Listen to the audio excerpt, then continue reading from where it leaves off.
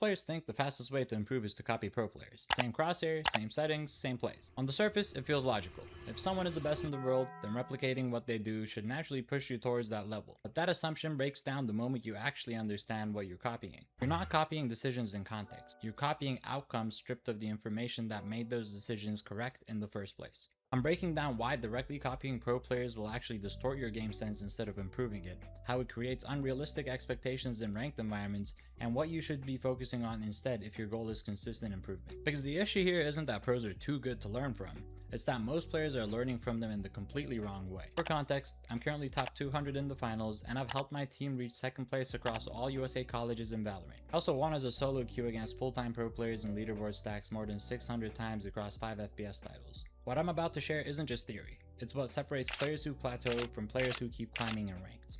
First fundamental problem is that you do not have access to the same information pro players are using when they make decisions. Every smart play you see in a highlight clip is the final output of a much larger chain of information. Sound cues, utility usage, timing reads, enemy tendencies, prior rounds, and team communication. Absolutely none of that context is visible in the clip you're watching. So when you copy the play, you're not copying the decision-making process. You're copying the end result without the inputs that justified it. That immediately leads into the second issue. Pros are playing against other pros, and that completely changes how their expectations are calibrated. At the highest level, players are constantly dealing with layered deception.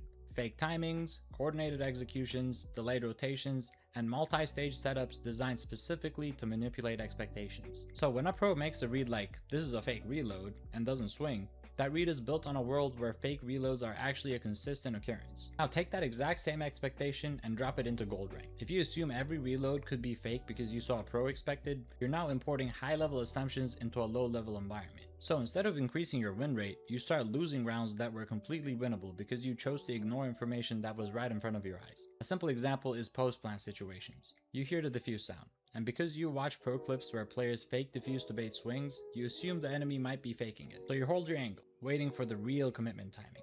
But in your actual ranked game, the enemy is just YOLO sticking the bomb with no utility or awareness. There's no fake, there's no setup.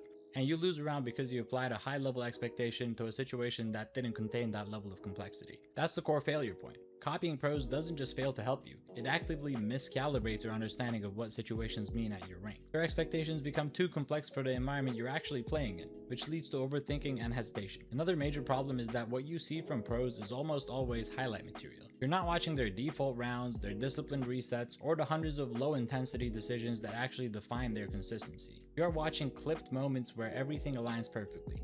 Timing, positioning, information, and coordination. Those moments are rare by definition, which is exactly why they're clipped. So if your mental model of correct play is built on highlight reels, you start to unconsciously assume that good gameplay is supposed to look explosive, complex, or mechanically extreme. In reality, most high-level consistency comes from extremely simple decisions made with extremely accurate information, not constant high-risk improvisation. Let's look at Little Timmy versus Chat to see this in action. Little Timmy watches a pro clip, sees a flashy timing or a high-level read, and immediately tries to replicate it in ranked without understanding the conditions behind it. He swings angles expecting reactions that don't exist in his lobby, assumes fake outs where there is none, and overthinks situations that should be straightforward. When he dies, he blames his aim or his teammates without a second thought and queues into his next game. Chat also watches the same clip, but doesn't focus on the outcome. Instead, he asks what conditions had to be true for that decision to make sense. What information did the pro player have? Why did he make the play that he did? Would that same situation even exist in his current rank? If the answer is no, he doesn't try to copy the same play. He simply extracts the principle instead of the outcome.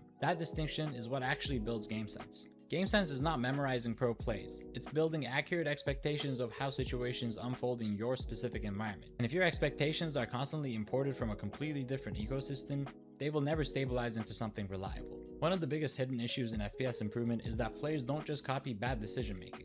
They also reinforce bad mechanical habits because their tools never force them to confront their weaknesses. Everything is designed for comfort and personal preferences, not correction of bad aiming habits. That's part of the reason why I'm developing the world's first aim training mouse designed specifically around improving aim rather than just acting as a shape or weight preference adjustment. The idea isn't to make aiming more comfortable, but to intentionally isolate which muscle groups you use while aiming so you can actually fix weaknesses instead of ignoring them. This follows the same philosophy as why you shouldn't blindly copy pro players. Improvement comes from understanding and correcting constraints, not blindly copying the preferences of professionals. Because whether it's watching pro players or choosing your hardware, the same mistake keeps happening. Players keep trying to import systems that were built for completely different reasons in completely different environments into their own environment. And then they wonder why the results don't translate one-to-one. Pro play is effectively a different version of the game played under different assumptions.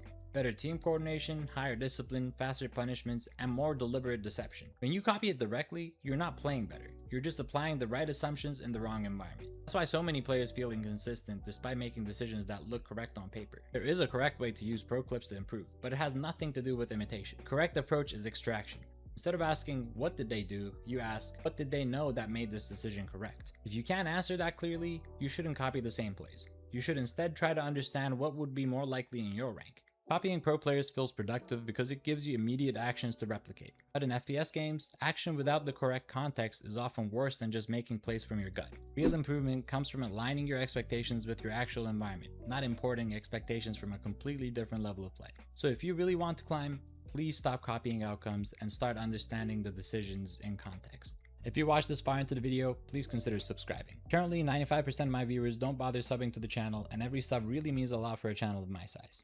Thanks a lot for considering. I'll put in a few clips of my own gameplay in top 200 lobbies to explain my decision making in real time, so you can actually apply what I've explained in this video. Grab a notepad and enjoy.